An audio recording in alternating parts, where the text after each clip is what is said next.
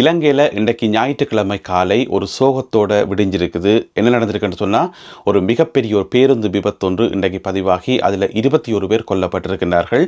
ஏராளமானவர்கள் காயமடைந்திருக்கின்றார்கள்.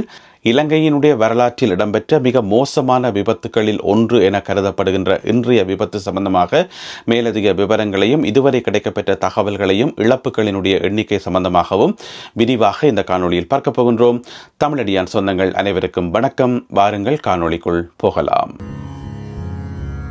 இன்றைக்கு மே மாதம் 11ஆம் தேதி ஞாயிற்றுக்கிழமை இந்த விபத்துக்குள்ளான பஸ் பார்த்தீங்கன்னு சொன்னால் கதிர்காமத்திலிருந்து வெளிக்கிட்டு குருநாகல் போயிருக்குது. குருநாகலுக்கு நுவரெலியா வழியால் போய்கொண்டிருந்திருக்குது. அப்படி போய்கொண்டிருக்கக்குள்ள இன்றைக்கு அதிகாலை 4:30 மணி போல் ரம்போட பகுதியில் இருக்கக்கூடிய கரண்டி எலை என்று சொல்லப்படுற ஒரு இடத்துல திடீரென்று இந்த பஸ் ரோட்டில் இருந்து விலகி ஒரு 100 அடி பள்ளத்தில் தலைகளாக போய் விழுந்திருக்குது. அப்படி விழுந்ததில் அந்த பஸ்ஸில் கிட்டத்தட்ட 71 பேர் இருந்ததாக சொல்லப்படுகின்றது. இன்னும் ஒரு சில ஊடகங்களில் 50 பேர் வரையில் இருந்ததாக சொல்லப்படுகிறது. இன்னும் இறுதிப்படுத்தப்பட்ட முழுமையான தகவல்கள் வரையில். எனவே 71 பேர் இருந்ததாக பரவலாக சொல்லப்படுகின்றது. அந்த 71 பேருமே படுகாயமடையினம். அதில் இந்த காணொளி ஒளிப்பதிவு செய்யப்படும் வரைக்கும் 21 பேர் கொல்லப்பட்டிருக்கணும். இறந்தவர்களுடைய எண்ணிக்கை மேலும் அதிகரிக்கலாம் என சொல்லப்படுகிறது. ஆனால் அப்படி அதிகரிக்க கூடாதுன்றதான் எங்களுடைய பிரார்த்தனையாக இருக்கிறது. எனவே இந்த காணொளி ஒளிப்பதிவு செய்யப்படும் வரைக்கும் 21 பேர் உயிரிழந்திருக்கின்றார்கள். இது ஒரு கோரமான மோசமான விபத்து என்று சொல்லப்படுது. என்னென்று சொன்னால், முதல் கட்டமாக போலீஸ் வெளியிட்டிருக்கிற தகவல் என்ன சொல்லப்பட்டிருக்குன்னு சொன்னால், இந்த பஸ்ஸில் தொழில்நுட்ப கோளாறு ஏற்பட்டிருக்கலாம் என்று சொல்லி போலீஸ் சந்தேகிக்குது. இருந்தாலும் அந்த பஸ்ஸில் பயணம் செய்து படுகாயமடைந்த ஒரு ஆள் வாக்குமூலம் கொடுக்கக்குள்ள ஒரு ஊடகத்தில் என்ன சொல்லியிருக்காருன்னு சொன்னால், பஸ் போய்கொண்டிருக்கக்குள்ள 4:30 மணி போல திடீரென்று டிரைவர் குத்தி பிரேக் அடிச்சிருக்கிறார். அப்போ ஒரு வாகனம் வேகமாக போய்கொண்டிருக்க உங்களுக்கு எல்லாருக்குமே தெரியும், அது எந்த வாகனமாக இருந்தாலுமே கூட திடீரென்று குத்தி பிரேக் அடிக்கக்குள்ள அது முன்பக்கத்தால் அப்படியே பிரட்டும் என. அதுவும் இந்த மாதிரி மலைநாட்டில் போய்கொண்டிருக்கக்குள்ள மலை பாதையில் போய்கொண்டிருக்கக்குள்ள அங்கே கண்ட்ரோல் பண்ணுறதே கொஞ்சம் கஷ்டம். என்ன சொன்னால், ஒடுக்கலான வீதி கொஞ்சம் இடம் தான் இருக்கும். அதுக்குள்ளே குத்தி பிரேக் அடிக்கக்குள்ள பஸ் என்ன நடந்திருக்குன்னு சொன்னால், அப்படியே தலைகளாக பிறண்டு கீழே போய் விழுந்திருக்குது 100 அடி ஆழத்தில். எனவே 100 அடி பள்ளத்தில் போய் விழுகிறதுன்றது எங்களால் கற்பனையே பண்ணி பார்க்க முடியாது. சாதாரணமாக ஒரு 15-20 அடி உயரமுள்ள ஒரு மரத்திலிருந்து நாங்கள் கீழே விழுந்தாலே கை காலெல்லாம் முறியும். ஏன்னு சொன்னால், எங்களுடைய மனித உடலினுடைய அமைப்பு அந்த மாதிரி. ஒரு அவ்வளோ உயரத்திலிருந்து விழுந்தாலே 15-20 அடி உயரத்திலிருந்து விழுந்தாலே கட்டாயம் கை காலெல்லாம் முறியும். அப்படி இருக்கும்போது 100 அடி பள்ளத்தில் போய் ஒரு பஸ் விளையக்குள்ள எவ்வளவு மோசமான தாக்கங்கள் எல்லாம் ஏற்பட்டிருக்கும், எவ்வளவு பேர் படுகாயம் அடைஞ்சிருப்பினோம்ன்றதை எங்களால் கற்பனை செய்து பார்க்க முடியும். எனவே அப்படியான ஒரு மிக கோரமான ஒரு விபத்து, ஒரு கோரமான நாளாக இன்றைய நாள் விடிந்திருக்கிறது. இதில் காயமடைந்தவர்கள் அருகில் இருக்கக்கூடிய நுவரெலியா வைத்தியசாலை, கம்பளை வைத்தியசாலை மற்றும் நாவலப்பிட்டிய வைத்தியசாலை என்று சொல்லி பரவலாக எல்லா வைத்தியசாலைகளிலும் அனுமதிக்கப்பட்டிருக்கிறோமாம். இதில் தேவைப்படுபவர்களை, மேலதிக சிகிச்சைகளுக்கு தேவைப்படுபவர்களை கொழும்புக்கு அழைத்து கொண்டு வரதுக்காக 2 ஹெலிகாப்டர்களை இலங்கை விமானப்படை வழங்கி இருக்கின்றது. அதாவது ரத்மலானை விமான நிலையத்தில் இந்த 2 ஹெலிகாப்டர்களும் தயார் நிலையில் வைக்கப்பட்டிருப்பதாக சொல்லப்படுகின்றது. இந்த செய்தி ஒளிப்பதிவு செய்யப்படும் வரைக்கும் அந்த ஹெலிகாப்டர்கள் போய் அந்த காயமடைந்தவர்களை கொழும்புக்கு அழைத்து கொண்டு வந்ததாக இந்த விதமான செய்தியும் இதுவரைக்கும் வெளிவரையில் இருந்த போதிலும் கூட 2 ஹெலிகாப்டர்கள் தயார் நிலையில் வைக்கப்பட்டிருக்காம் காயமடைந்தவர்களை கொழும்புக்கு கொண்டு வரத்துக்கு. அந்த ஹெலிகாப்டர்கள் என்னென்று பார்த்தீங்கன்னு சொன்னால், பெல் 412 வகை ஹெலிகாப்டர்கள் என்று சொல்லப்படுகிறது. என்ன பிரச்சனை சொன்னால், இந்த பெல் வகை ஹெலிகாப்டரில் ஆட்களை ஏற்றி கொண்டு போகிறதே அது அடுத்த பிரச்சனை. நல்ல காலம் பெல் 212 ஹெலிகாப்டர்கள் இதுக்கு குடுவடையில். ஏன்னு சொன்னால், அதில் நம்பி பயணம் செய்யவும் இயலாது. பெல் 212 ஹெலிகாப்டர்களுக்கு என்ன நடக்குதுன்றது எங்கள் எல்லாருக்குமே தெரியும். எனவே அது வேறு பிரச்சனை. இப்படியாக இந்த விபத்து சம்பவம் இன்றைக்கு முழு நாட்டையும் உலுக்கி இருக்கிறது. ஜனாதிபதி அனுரகுமார திசாநாயக்கா இது சம்பந்தமாக ஒரு சிறப்பு அறிக்கை ஒன்றை வெளியிட்டிருக்கின்றார். இதில் காயமடைந்தவர்கள், இறந்தவர்களுக்கு தன்னுடைய ஆறுதலையும் அனுதாபத்தையும் வெளியிட்டிருக்கின்றார்கள். அதே வேளையில் அரசாங்கம் இன்னும் ஒரு முடிவொன்றும் எடுத்திருக்கேன் என்று சொன்னால், இந்த விபத்தில் பாதிக்கப்பட்டவர்களுக்கு ஒவ்வொரு குடும்பத்துக்கும் ஒவ்வொரு குடும்பத்துக்கும் 1 மில்லியன் ரூபாய், அதாவது 10 லட்சம் ரூபாய் இழப்பீடாக வழங்குறதுக்கு அரசாங்கம் தீர்மானிச்சிருக்கிறது. அதே நேரம் பார்த்தீங்கன்னு சொன்னால், பாராளுமன்ற சபாநாயகர் ஜெகத் விக்ரமரத்னவும் போக்குவரத்து நெடுஞ்சாலைகள் பிரதி அமைச்சர் குமார் குணசேனவும் உடனடியாக சம்பவ இடத்துக்கு சென்று நிலைமைகள் எல்லாத்தையும் எல்லாத்தையும் ஆய்வு செய்து சம்பந்தப்பட்ட அதிகாரிகளோட கதைச்சு பேசி தேவையான நடவடிக்கைகளை எடுத்ததை அவதானிக்கக்கூடியதாக இருந்தது. என்ன பிரச்சனைன்னு சொன்னால், இலங்கையில் ஒவ்வொரு தடவையும் விபத்துக்கள் நடக்கக்குள்ள நாங்கள் திரும்ப திரும்ப சொல்கிற விஷயம் இதுதான். அது பெரிய விபத்தோ சிறிய விபத்தோ என்னவாக இருந்தாலும் பாதுகாப்பு முக்கியம், பாதுகாப்பு முக்கியம் என்று சொல்லி மிக முக்கியமாக வாகன சாரதிகள் மிகவும் கண்ணும் கருத்துமாக இருக்கணும். யோசிச்சு பார்த்தோம்னு சொன்னால், இன்றைக்கு விடிய 4:30 மணிக்கு இந்த விபத்து நடந்திருக்குது.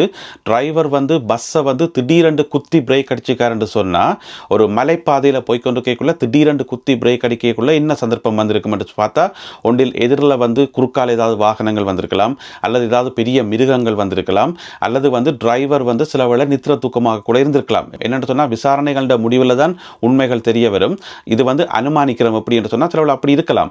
ஏன்னு சொன்னால் 4:30 மணி போல இப்போ நித்திர தூக்கத்தில் போய்கொண்டிருக்கக்குள்ள வாகனம் ஓடுற எல்லாருக்குமே தெரியும். நாங்கள் வாகனம் ஓடிக்கொண்டிருக்கக்குள்ள எங்களுக்கு நித்திர தூக்கமாக இருந்தால் நாங்கள் கண்ணை சிமிட்டி தானே ஓடுவோம்.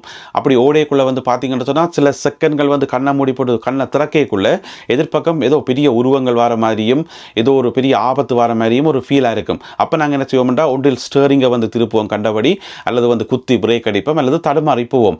எனவே நீங்கள் வாகனத்தில் போகல ஒரே ஒரு சின்ன அறிவுரை தான், வாகனத்தில் நீங்கள் எந்த வாகனத்தில் போகையும் சரி, உங்களோட கண் லைட்டாக எரிய ஆரம்பித்தாலே வாகனத்தை நிப்பாட்டி போடணும். உடனே நிப்பாட்டி போடணும் வாகனத்தை.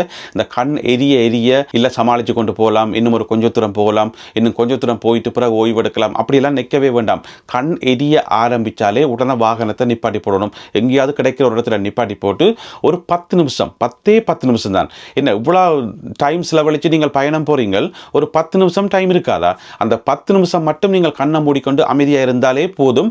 அந்த கண்ணில் அந்த எரிச்சல் எல்லாம் தண்டபாட்டில் நீங்கிடும். அதுக்கு பிறகு முகத்தை லைட்டாக கழுவி போட்டு அதுக்கு பிறகு நீங்கள் ஒரு மணித்தியாலும் 2 மணித்தியாலும் வாகனம் எந்த விதமான பிரச்சனையும் இல்லாமல் ஓட முடியும், சாதாரண உடல்நிலையில் இருந்தால். அதாவது சில பேர் ஆல்கஹால் கன்சியூம் பண்ணி போட்டு வாகனம் போனால் அது வேறு கேஸ், அது வேறு பிரச்சனை. ஆனால் சாதாரண உடல்நிலையில் இருக்கும்போது இந்த மாதிரி கண்ணெறி வந்தால் 10 நிமிஷம் நீங்கள் கண்ணை மூடிக்கொண்டு ஒரு இடத்துல இருந்தாலே போதும், அந்த கண்ணெறி தண்டபாட்டில் போகும். ஆனால் அந்த 10 நிமிஷம் நாங்கள் அனுமதி கொடுக்காமல், கண்ணுக்கு ஓய்வு கொடுக்காமல், வேணுமென்றே தொடர்ந்து இல்லை நான் போவேன் என்னால் ஓட முடியும் என்று சொல்லி அப்படி ஓடுறபடியே தான் நிறைய விபத்துக்கள் நடக்கிறது. எனவே சகல வாகன சாரதிகளும் தெரிஞ்சு வச்சுக்கொள்ளணும், ஒரு சின்ன சின்ன ஓய்வு எடுக்கிறதால ஒரு விதமான பிரச்சனையுமே இல்லை. எனவே இப்படியான சில விஷயங்களை நாங்கள் ஒரு பழக்கத்தில் கொண்டு வரணும், அந்த நடைமுறைகளை பின்பற்றணும். அப்போ தான் இந்த மாதிரியான விபத்துக்களை தடுக்க முடியுமே ஒழிய மற்றும்படி வாகன ஓட்டம்ன்றது வீம்பு கூடக்கூடாது, வில்லங்கத்து கூடக்கூடாது. எனவே இன்றைய விபத்தில் என்ன நடந்ததுன்றது விசாரணைகளோட முடிவில் தான் தெரிய வரும். ஆனால் நான் பொதுவாக சொல்கிறேன், வாகனம் ஓடும்போது உங்களுக்கு நித்திர தூக்கமாக இருந்தால் தயவு செய்து ஓய்வு எடுத்து போட்டு வாகனம் ஓடுங்கோ. அது மிக மிக முக்கியமானது. அதுக்கு பயணிகளும் ஒத்துழைப்பு வழங்கணும். இதுக்கு நான் ஒரு சின்ன கதையொன்று சொல்கிறேன். இங்கே வெளிநாடுகளில் நடக்கிற கதை, கட்டாயம் நீங்கள் இதை தெரிஞ்சு வச்சுக்கொள்ளணும், பிரயோசனமாக இருக்கும்.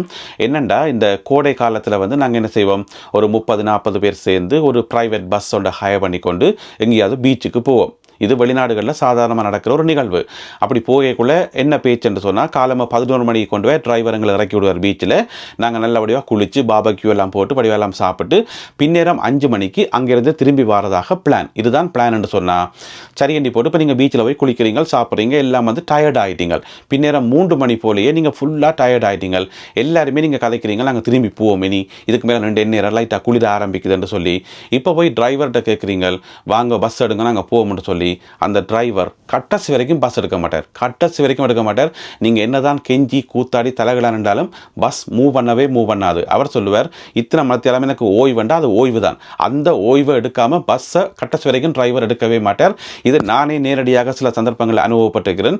எனவே 5 மணி வரைக்கும் நீங்கள் குளிர்ந்தாலும் சரிதான், மழை பெய்தாலும் சரிதான், அங்கே நின்று போட்டு அதுக்கு பிறகு பஸ்ஸில் ஏறி வர வேண்டியதுதான். இது வெளிநாடுகளில் பொதுவாக நடக்கிறது. ஏனென்று சொன்னால், ஒவ்வொரு சாரதியும் தனக்கான அந்த ஓய்வை சிட்டியான கண்ணுங்கிறது மாதிரி பின்னம் இவ்வளவு ஓய்வு எடுத்துன்னு சொல்லி சில அந்த லைன் பஸ்ஸுகளை நீங்கள் போய் பாருங்க, பஸ்ஸை கொண்டு ஒரு இடத்துல நிப்பாட்டி போட்டு எந்த விதமான டிராஃபிக்கும் இருக்காது, எந்த விதமான தேவையும் இருக்காது. ஒரு 3-4 நிமிஷம் அந்த அனௌன்ஸ் பண்ணி வினம் டிரைவருக்கு சொல்லப்பட்டிருக்கிறது ஓய்வு எடுக்க சொல்லி என்று சொல்லி அனௌன்ஸ் பண்ணி போட்டு டிரைவர் பேசாமல் தான் இருப்பார். அப்போ எங்களுக்கு ஆச்சரியமாக இருக்கும், என்ன டிரைவர் சும்மா இருக்கார், பஸ்ஸை கொண்டு போண்டியானு என்று சொல்லி.